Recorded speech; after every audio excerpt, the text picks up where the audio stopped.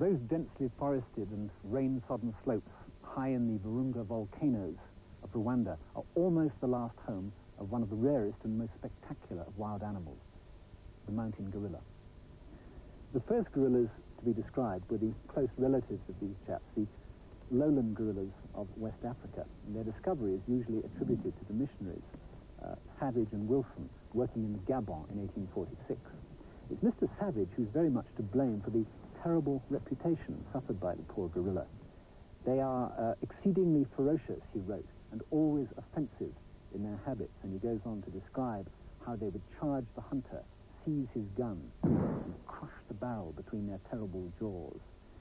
Very soon there were tales of travellers being plucked from jungle trails, strangled and then dropped lifeless to the ground. And of course, this myth-making reached its climax with the film King Kong, as terrible a monster as the cinema of the time could create, and which did for the gorilla very much what the film Jaws did for the great white shark. Well, this sort of reputation persisted really almost to the present day, until the 1950s, when George Schaller started to work up here. He's been followed by a succession of dedicated scientists who have sought to study and to protect the remaining population. A recent recruit is a young English zoologist, Roger Wilson, who for the past 2 years has been working for the Mountain Gorilla Project. The project is a successful alliance of international conservation bodies, including Britain's Flora and Fauna Preservation Society and the Rwandan government. It's also one of the most practical rescue programs to be found anywhere. Roger Wilson and a select group of primatologists have habituated about 50 of the 250 gorillas in these mountains, getting them used to visitors, even from strangers like me, in the interest of their own survival. It rains every day. It can rain in 10 minutes' time. But even in the dry season, it rains. And this is the semi-dry season, I suppose. This is the supposedly dry season. How do the gorillas behave in wet weather? Do they seem to shrug it off, or? Well, they do, yes. They haven't got much choice, actually. Yeah. They just sit there in the rain. Looking miserable. Looking miserable. Until it stops.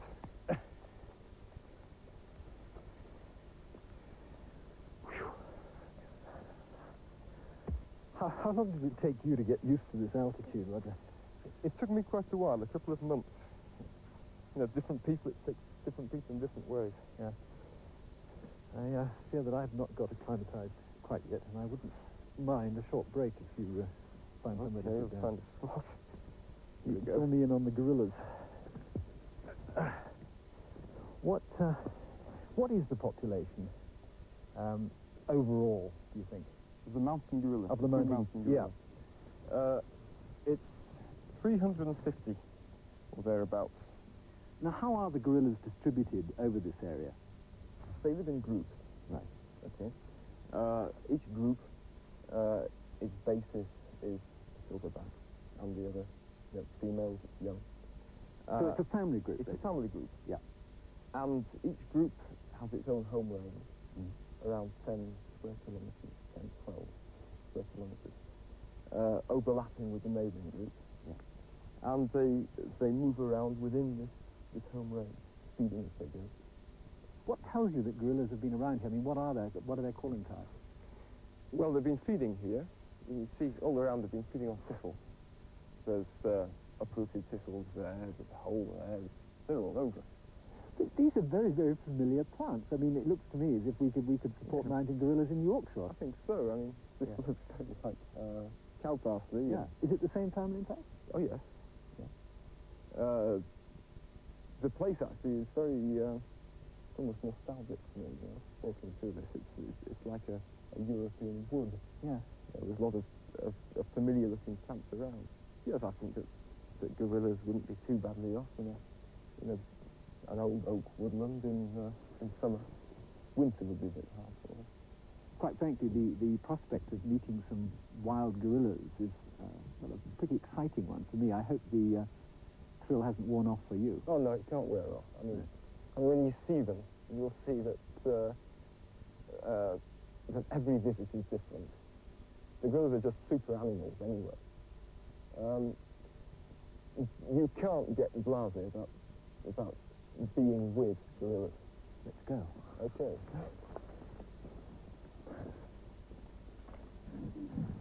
That's it, we're coming close now.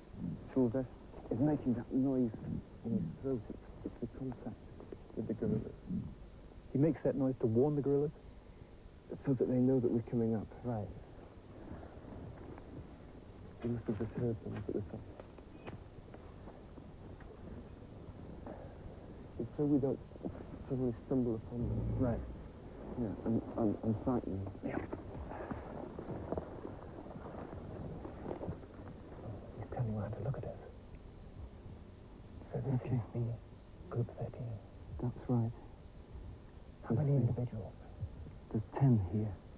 There's the one silverback, and there's 5 females, all belonging to him.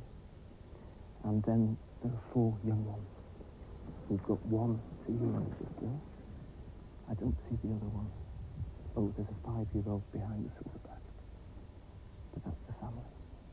So much for the ferocious gorilla. Right. It's a pretty gentle life.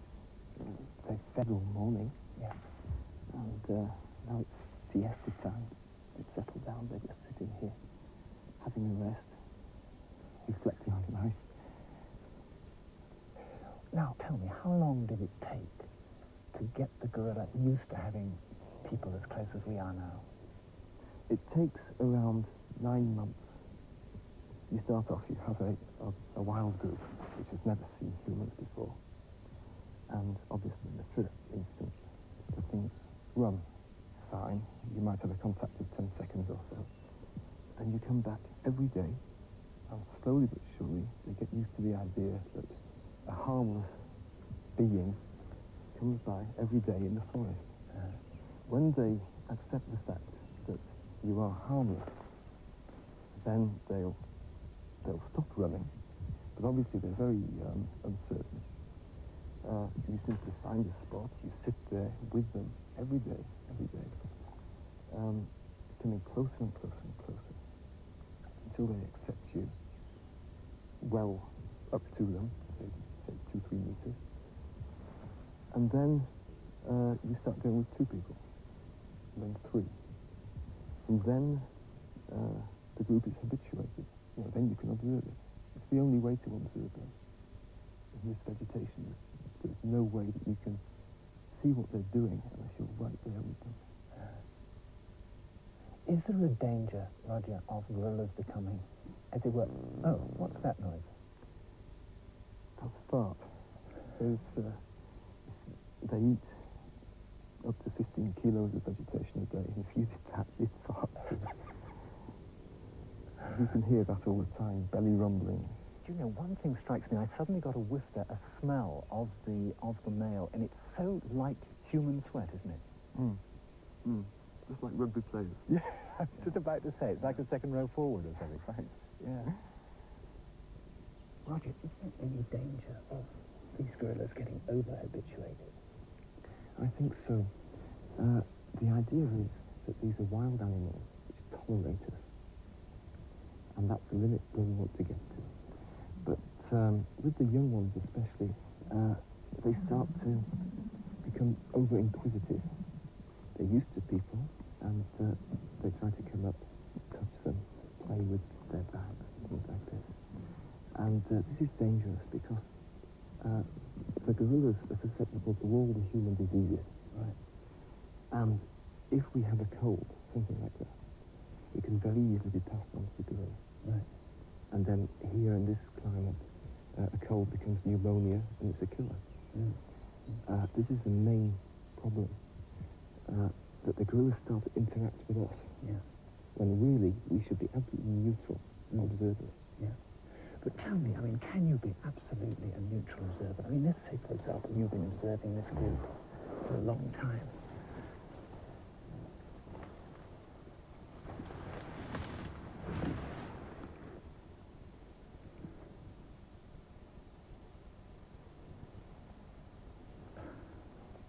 Yes.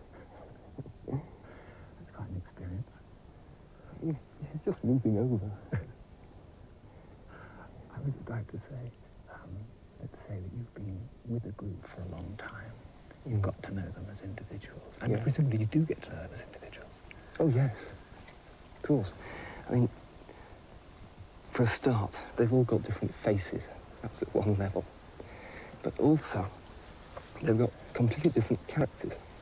You've got morose gorillas, and you've got inquisitive gorillas, and you've got playful gorillas, bad-tempered ones. Here's an inquisitive one coming along now. They are individuals with very different characters, and you do recognize them as such. Yeah. But when you get to know them so well, don't tell me that you could remain completely indifferent if, for example, one got ill or one was injured. Oh, it's practically impossible to remain indifferent in a situation like this. I mean, you have to, as much as it's possible. But you do obviously become very emotionally involved with the life of your guerrilla group. Yeah. It is something which you have to keep in check, though. We don't want to insert ourselves into the life of the guerrillas. Right. We must always keep off, and it is a very hard thing to do. Tell me, what role does the silverback play? Does he play any role as a sort of parent figure? Yes. All the young animals in this group are the offspring of the silverback. Yeah. He is the cohesive factor. Yeah. All the females, he has 5 here, their relationships are all towards him, right, and very weakly between each other. Yeah. It's interesting. If for any reason one of the females is killed or goes, and one of these young ones is orphaned, then the male will take over all the role of the female. The silverback one? Yes, the silverback. It's obviously he can't give milk, No. but he can give comfort. Yeah. And the young gorilla can sleep with the silverback rather than its mother. Right. The silverback grooms it. Yeah. And it's really quite a sight to see this enormous silverback and maybe little gorilla smaller than this one, for Right. instance, sitting right next to it, being looked after by this enormous animal. Yeah. So obviously, well, what would happen if the silverback gets killed? I said the silverback is the cohesive animal within the group. If he's killed, and a poaching attack on the gorillas must always involve killing the silverback, then the group simply collapses. The females will transfer to the neighbouring groups. The group will split up in that way. Yeah. The young ones, the female young ones will also go into the other groups. And if there are any suckling young, then they will be killed by the receiving silverback. Right. So I mean, it is a disastrous thing when it's absolutely disastrous. The whole family is destroyed.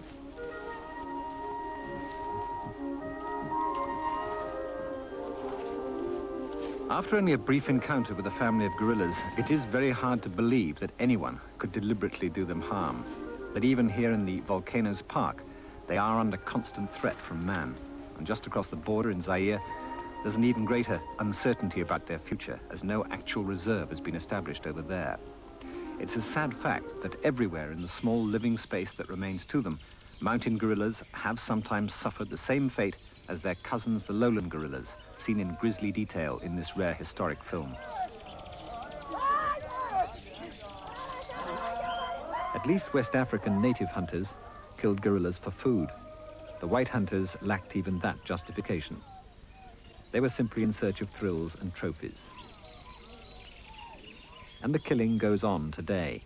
Just when the conservationists thought they had the Rwandan situation under control, 3 animals, including the famous Digit, were found beheaded.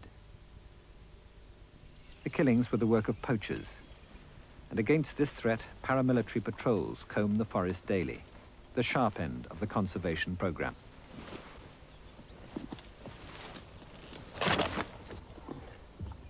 Well, these are the snares that the patrols go out to bring in. It's for antelope, basically.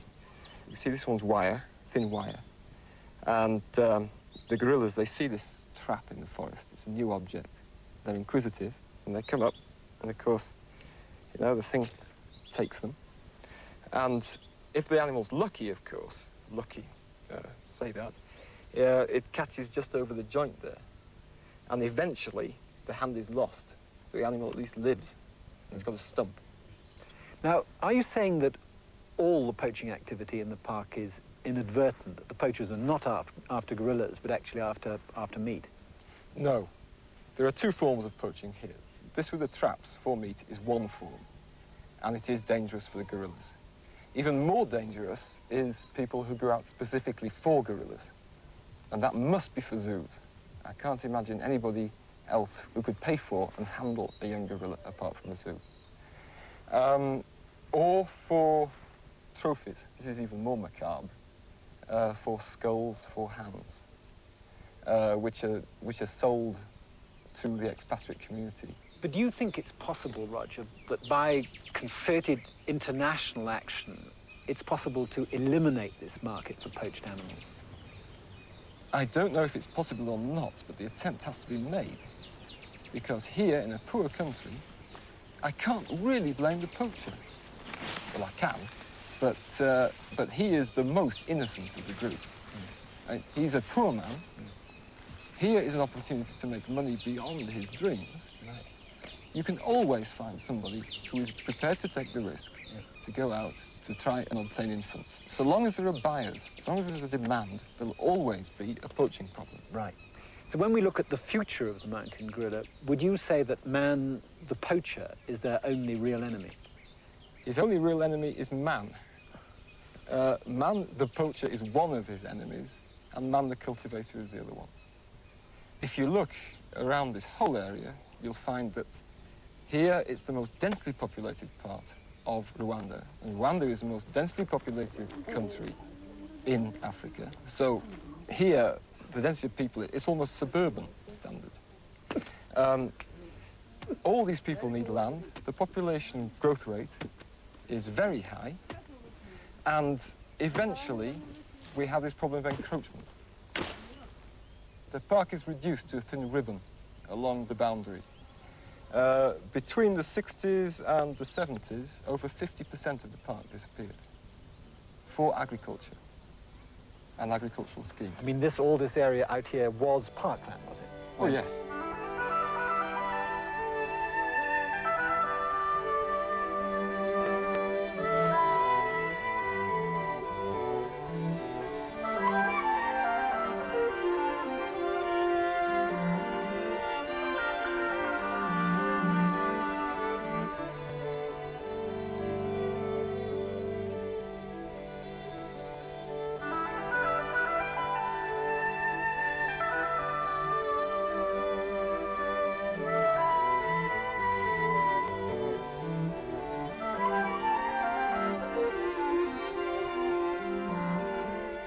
As one commentator put it, the gorillas now occupy an archipelago of forest peaks marooned in a sea of human activity.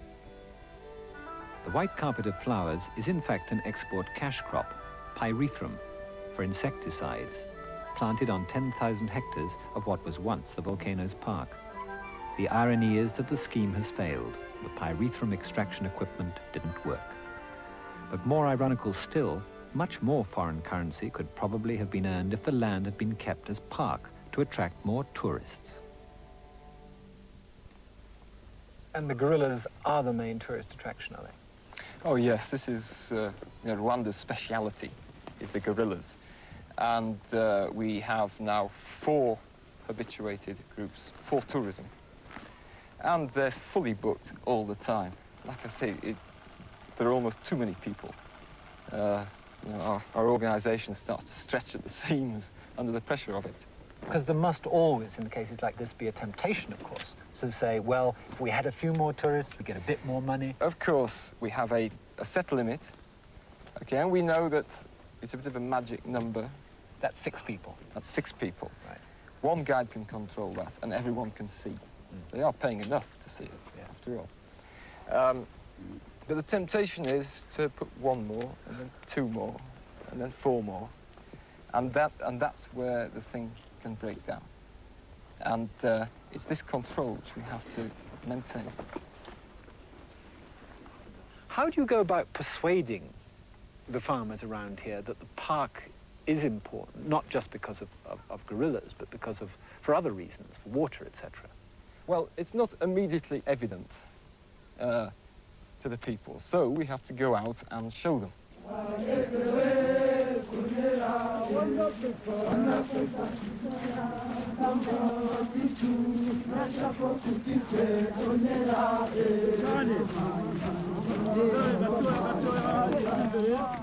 One of the parts of our project is the conservation education work. And for this, we work here around the edge of the park with the primary school children, because they are going to be the poachers of the future. They are going to be the people who need the land from the park. And they are the people who we have to persuade about the value of the park. We take them into the park, we show them the gorillas, we tell them in the park about the importance of water. The park as an area which conserves their water supplies. The water falls, the water is absorbed in the soil, comes out slowly over the whole year. And we also talk about the park as a source of income for the country. The intention is to give the children a sense of national pride and an awareness of their unique wildlife heritage. And it appears to be working. These nature walks now end with an animation, a spontaneous song and dance celebrating the wonders of the forest.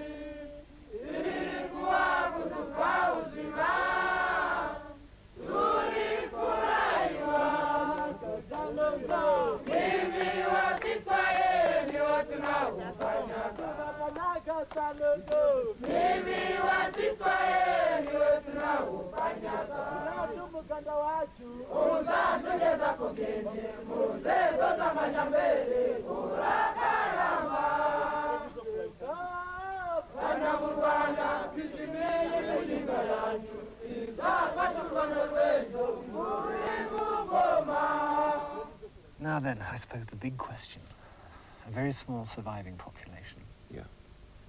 A most attractive, a wonderful animal. What chance do you think in the long term of their survival in the wild? I am an optimist, personally. I believe that now that the gorillas are recognized in Rwanda as a national resource, great efforts will be made to protect them. But it is very much in a balance. If the level of protection drops away, we also have the population pressure outside the park, which might take away this area of habitat, their only habitat, then obviously they're finished. But I believe that they are now so important to the country that they have a chance. They have more than a chance, they have a good chance. But it's on the balance. It can go either way.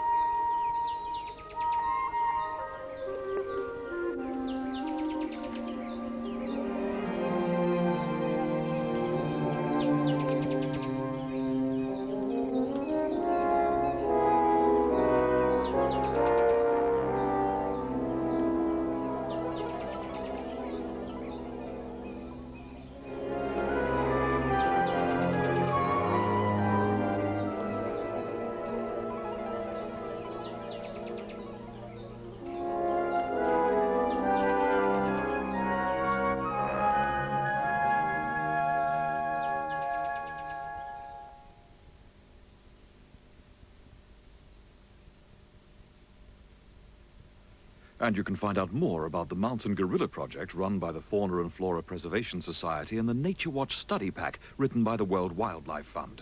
It's fully illustrated and includes a Nature Watch poster. To get your free copy, send 4 second-class stamps to cover postage to Nature Watch, Box 96, Birmingham. That's Nature Watch, Box 96, Birmingham, and don't forget... ...of Rwanda in Central Africa. There are only about 300 of them left.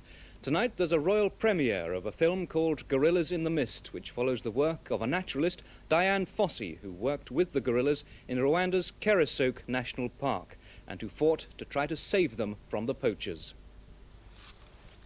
The stars of tonight's film live 12,000 feet up in the mountains of Rwanda, but in recent years they've been shot mainly by poachers, turning them into an endangered species. Today, as Britain's contribution to the conservation project, the Minister for Overseas Development, Chris Patton, handed over a Land Rover which will be used to patrol the national park where the gorillas live. Rwanda is a very poor country and it's doing all it can, and hopefully that the increase in tourism from the movie will help, but they still need funds for their anti-poaching work, their guard patrols and things like this. It was the real-life story of American naturalist Diane Fossey that inspired the film Gorillas in the Mist. She befriended the gorillas, learned their language, and tried to protect them from the poachers. But in 1985, she was brutally murdered, probably by the men who hunt the gorillas. In the film, she's played by Sigourney Weaver. In an interview for Film 89, which can be seen later tonight, she describes how she too learned to communicate with the gorillas. You can make reassuring sounds. You make this sound that's sort of like, which sort of means, I'm over here, I'm fine, how are you? You know, it's just sort of this sort of grunting sound. And they make it back, you know, they'd make it at each other. It's sort of like, I'm eating over here, where are you? You know, it's this. Then if a gorilla was getting a little, like, if one of the babies was too rough or was biting me or something, I'd go, oh, oh, oh, oh. And with the film itself expected to raise many thousands of pounds for the conservation project, it's hoped that the mountain gorillas can be protected from the poachers. It's just really like going in with a group of strange people that, you know, whose language you don't speak.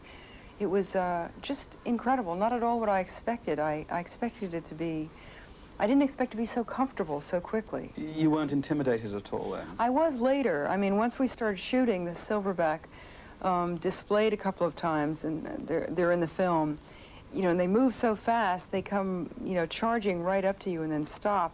You hope they're going to stop. One time he didn't stop and he hit me. In fact, no harm did come to Sigourney Weaver. But working in such a remote and inaccessible location with real mountain gorillas presented enormous challenges for everyone involved in making the film. And just needed colossal patience, which, believe me, I don't have much of. I mean, wildlife photography, I think, is one of the most boring things ever invented, but I had sometimes 3 units working, and I just knew that I had to burn film, that I had to, the more time I could put in and the better people I could get and the better, well as I could organize it, the better the material would be. Because the animals are pretty lazy, they don't do very much, so you have to spend a lot of time with them to catch those moments when they are animated. Sigourney Weaver's preparations for the role were extensive. She even learned the various signs and noises that Diane Fossey had used to communicate with the gorillas. You can make reassuring sounds. You make this sound that's sort of like, which sort of means, I'm over here, I'm fine, how are you? You know, it's just sort of this sort of grunting sound. And they make it back, you know, they'd make it at each other. It's sort of like, I'm eating over here, where are you? You know, it's this. Then if a gorilla was getting a little, like, if one of the babies was too rough or was biting me or something, I'd go, oh, oh, oh, oh. The film doesn't dwell on the more negative or controversial aspects of Diane Fossey's personality, but it doesn't totally ignore them either. It's been reported that she was difficult to work with, that she was a racist, and inflicted cruel punishment on the Batwa tribe who poached the gorillas. We did a lot of research on things we'd heard about, that she was raped, etc., and that she was a racist and stuff like that, and we really couldn't find any basis, in fact, for them. In fact, there were scenes written that we then didn't do because they didn't add up. So I think it's pretty accurate. I'm quite pleased that we didn't compromise her and we showed her as she was. But it's the gorillas as much as Diane Fossey who are the real stars of the film. emerging as creatures worthy of the respect she gave them. I just hope that people understand that the gorillas are still in jeopardy. You know, Diane didn't finish her work, and there's a lot of work still to be done, and if we can just take care of them, maybe that's a sign that we'll take better care of each other. And after all that, what of the film itself? Well, I found the love affair unconvincing and in a way unnecessary. Its main reason for being there seemed to be to underline the fact that Diane Fossey would let nothing, certainly not her emotional life, come between her and the gorillas. But Sigourney Weaver had already done that. Hers cannot, I think, have been an easy role to play because she's called upon to progress from starry-eyed animal lover to an obsessed, possessive, aggressive, even sadistic defender of her charges, a woman who ultimately seems to be more gorilla than human being. But her performance is totally believable. You share her joy in the animals, her grief at their slaughter, and her rage against the poachers who kill them so that trendy morons can have a gorilla's hand as an ashtray, than which it's difficult to think of anything much more obscene. Mind you, there are things wrong with the film. It's a shade too leisurely, too much in love with the animals and the African countryside, and therefore too long. Tighter would certainly have been better. But against that, the brilliant makeup by Rick Baker, which makes it quite hard to distinguish between real gorillas and extras disguised as gorillas, and Michael Apted's assured and effective direction are most commendable.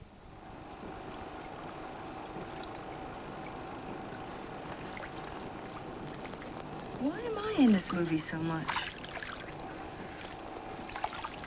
Hey. Because you're the story. You're what people are interested in. The gorilla girl. Uh-huh. Makes me look like some real weirdo. All crawling around the mud in this climate after a bunch of gorillas might just be perceived as weird. Do you think I'm weird? Yes, I do, absolutely, without question. I also think you are wonderful.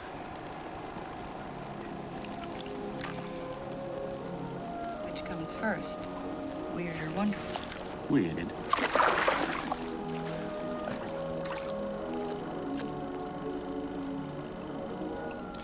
You know, quite apart from anything else, it's a pleasure to come across a picture which provides such a strong role for an actor. In the local native language, Ngorongoro means very big hole, and that's a fair description. The Ngorongoro crater is the world's biggest intact volcanic crater. It's a wonderful place to begin a safari, as it's home to the most incredible collection of African game. Try to beg, borrow or buy a long lens for your camera. Although the animals let the Land Rovers come quite close, you'll kick yourself if you don't have a zoom to help frame the shot. And there are no bars to get in the way. I've always felt a bit uncomfortable about zoos. It's really amazing seeing the animals in their own homes where they belong, and I can't wait to see some more. The best time to see them is when it's cool. Zebras are crossing and everyone is out for early morning walks.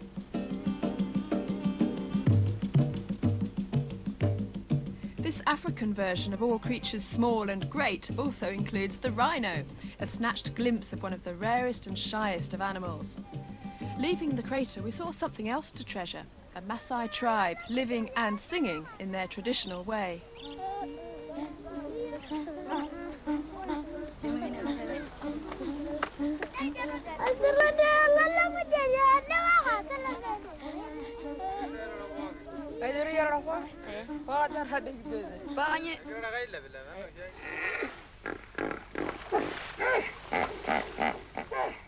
Oh, a lovely set of molars, sir, but I think I'll admire them from a distance, thank you. Next stop on this safari, the Serengeti Plains, famous for the wildebeest migration, but quite a floor show at any time of year.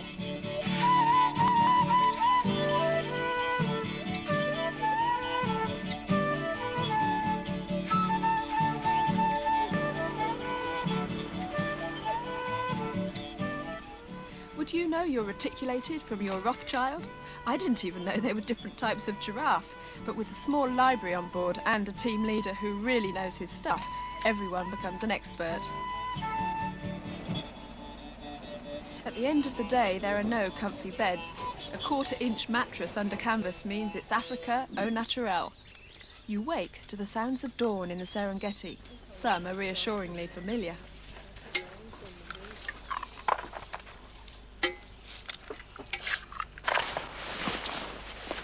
Number 4X, my tent for sleeping on the African plains.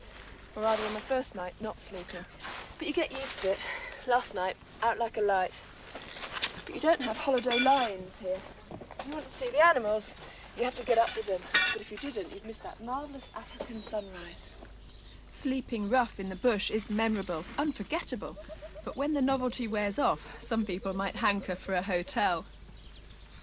If you like your comforts, it's probably not the best.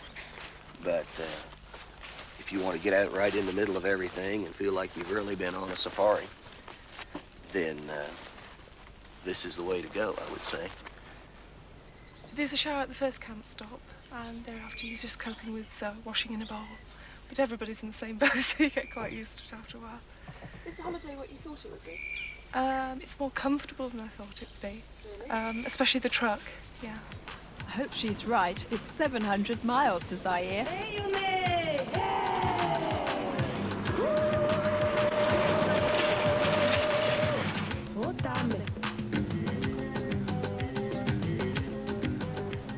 Long, dusty days on the road are an unavoidable feature of overland safaris. By the time we get to Zaire, we've all run out of stories to tell. We're in gorilla country now. To go any further, we need an official guide. We have to walk 20 minutes, and we're gonna meet him down in the marsh. When he charges, you must stand still. Don't move. Don't run away. We must stay in one group. Right. You okay? Keep ready your camera, and don't use a flash. Okay? And before we leave, you must put your trousers into your sockets. Right? Yeah. Why? Okay. Because there are lots of ants. Oh, great. And it's a good idea to wear gloves as well, is it, John? Yeah, it's much better for the stinging needles. The trackers take us to where they last saw the gorillas, but as they can roam up to 2 miles a day, we may be in for a long tramp, anything from 30 minutes to 4 hours. We must be getting